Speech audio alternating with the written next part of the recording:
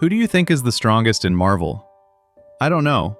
The Marvel Universe is enormous, with hundreds of superheroes and countless kinds of power. And honestly, I'm not a Marvel fan, so I can't say for sure. So then, who do you think is the most interesting? The most interesting might be Iron Man, Tony Stark. So he's the one who impressed you the most? Not exactly. Tony is the most interesting. But the one who impressed me the most is Spider-Man. Spider-Man, Marvel's lone wolf. Welcome to Unsaid Truths, where the stories that linger begin. Spider-Man first appeared in Amazing Fantasy number 15, published in August 1962. He immediately became a headline phenomenon, and one of Marvel Comics' most beloved characters. Unlike the perfect heroes built around idealized archetypes in DC Comics, Marvel's heroes often carry more varied backgrounds and a more human, everyday texture. After many classic superhero icons, the legendary writer Stan Lee came up with the idea of a teenage superhero.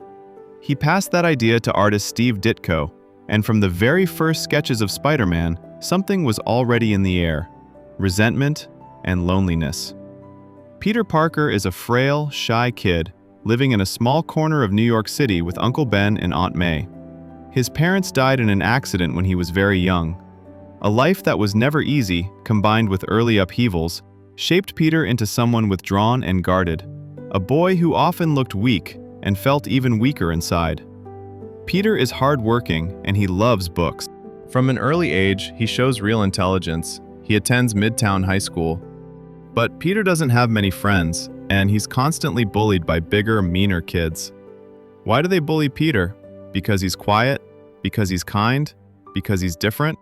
Because they enjoy planting fear in someone smaller than them? Or maybe it's simpler than that. They want to prove their strength by crushing someone who won't fight back. The most compelling thing about Marvel's characters is that they always carry the breath of their era. Marvel's artists often sketch a miniature America of that time: hidden corners, schoolyard gangs, teenage criminals, fragile people being pushed down. And Spider-Man's pull began right there, in those earliest lines on the page. Because sometimes, readers saw their own lives inside the story. Spider-Man's superhero template is different from many other superhero narratives. It isn't only flashy spectacle.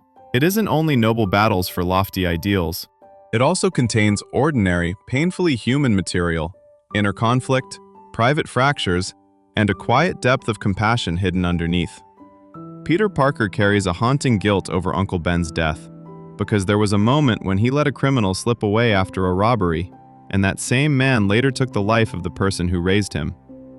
Unlike many heroes, after nights chasing criminals, surviving disasters, and bringing down dangerous groups, Spider-Man returns to the life of a hard-working student, and later, he becomes a broke, underpaid photographer, earning scraps by taking pictures of his own alter ego, Spider-Man.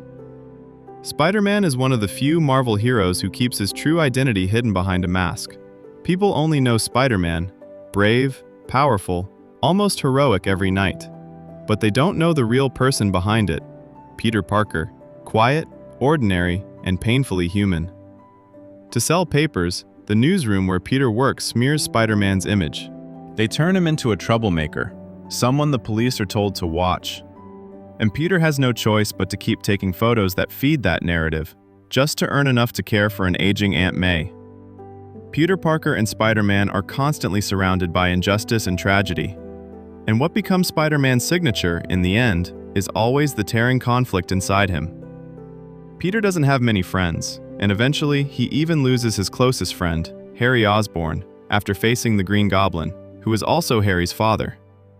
There are even moments when Peter has to give up the girl he loves most, because the responsibility that comes with his power leaves him no clean, painless choice. That's Peter, and maybe he will always be that way, because the greater the power, the heavier the responsibility. People say Spider-Man was born into the fate of a lone wolf. In 1963, when Marvel began building a shared universe and formed the Avengers, Spider-Man stayed on the outside. Not because he wasn't enough, but because the character was written as someone who has to survive by handling everything on his own. And that's fine. Spider-Man still fights every night, alone and brave. Spider-Man is one of the rare Marvel characters who hides his true identity, known to the world only through a mask. Through countless changes, Spider-Man has fought alongside the Fantastic Four, the Avengers, the New Avengers, and even the X-Men. But the instinct to work alone never left him. Spider-Man has always had his own road. After upheavals and crisis in the 1990s, Marvel sold the film rights to Spider-Man to Sony, with a price often mentioned at around $10 million. Once again, Spider-Man had to fight somewhere else, far from his superhero brothers, as a way to bring in money and keep the ship called Marvel afloat. Only after Marvel Studios and Sony reached partnership agreements could Spider-Man come home in a new chapter. And Spider-Man Homecoming 2017 is the milestone most often associated with that return. Spider-Man is loved not only because of his hardships, but because of the steadiness of someone who grew up from a teenage hero into an adult who can carry weight. Spider-Man can be hated. He can fight in isolation. He can swallow the bitterness of letting go of the one he loves. But Spider-Man will never abandon his ideals. And that's why he remains one of Marvel's most unforgettable characters. Being a real man, sometimes, isn't about wearing a sharp suit. It isn't about money, status, or relationships that make other people admire you.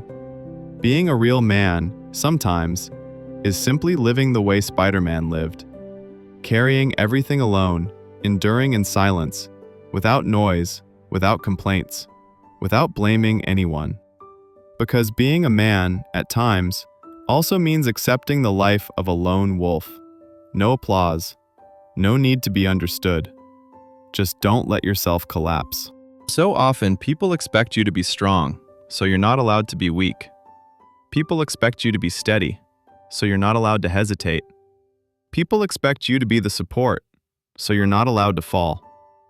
And when everything collapses, work, love, family, honor, you still have to swallow your tears, stand back up, brush the dust off, and keep walking. No one asks if you're okay.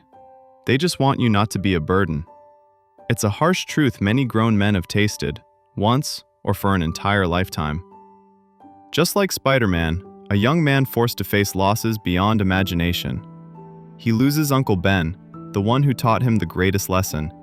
He loses society's trust when even the people closest to him can turn away. He loses a normal life, as if it's simply assumed that he is the one who must sacrifice. And Peter Parker still chooses to keep fighting. Not because he doesn't feel pain, but because he understands. Some pain is necessary to grow. Some wounds never heal, but they harden the heart. Some loneliness must be learned. You can't always wait for someone to come and erase it. A real man isn't afraid of failure, isn't afraid of falling, isn't afraid of the world's cruel words.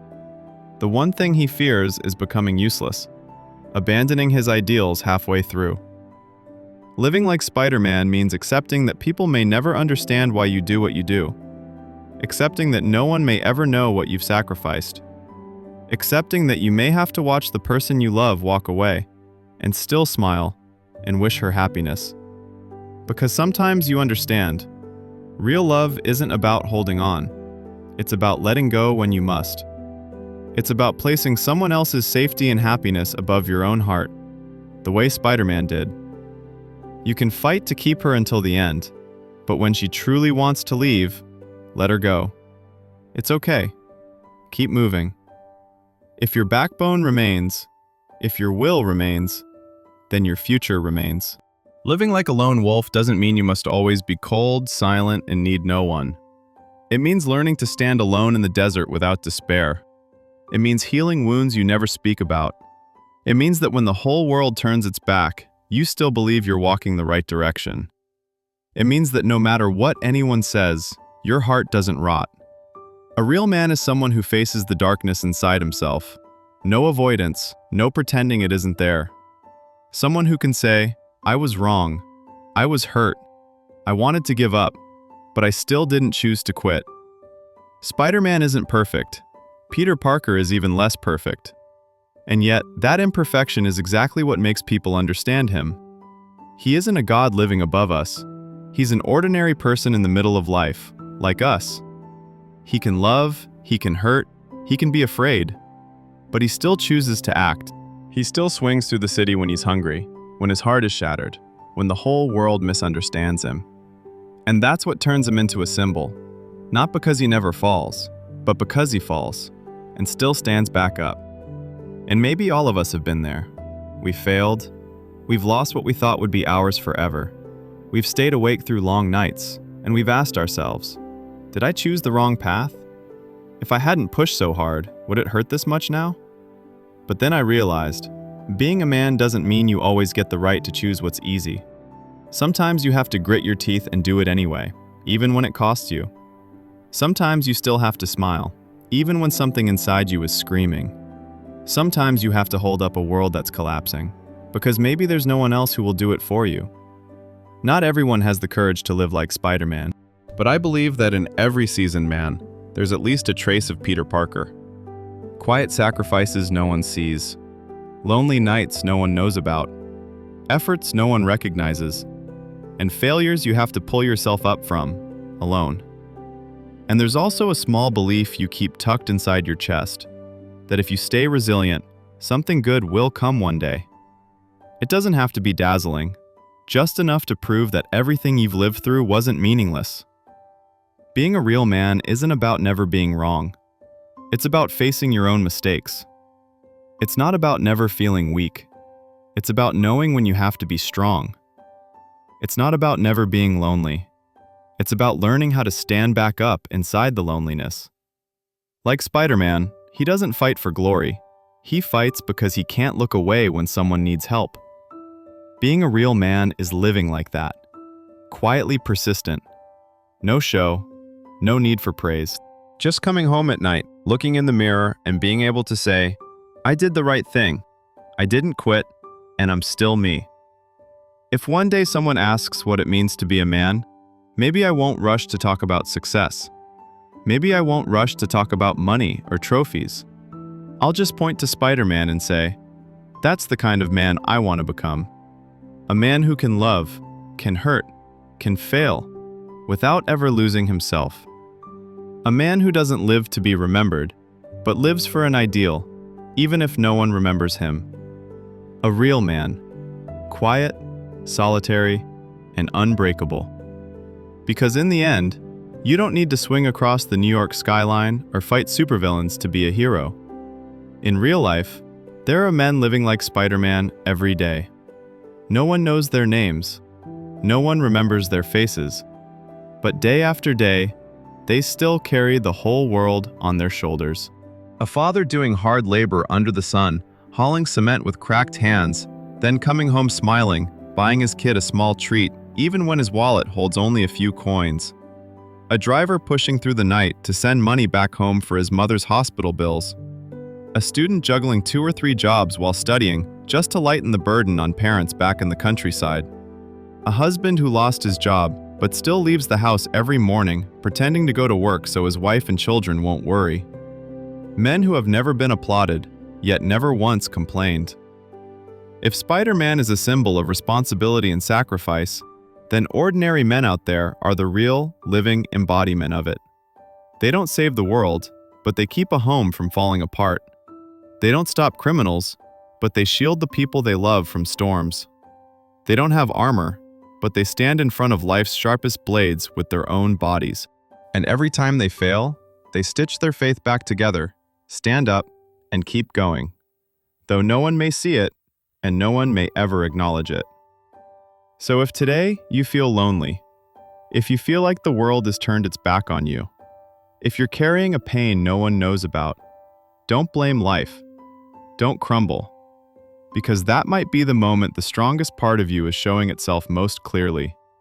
And like the words carved deep into Peter Parker's heart, the greater the power, the greater the responsibility. Thank you for staying with this podcast until the end. And now, goodbye for today. I'll see you again.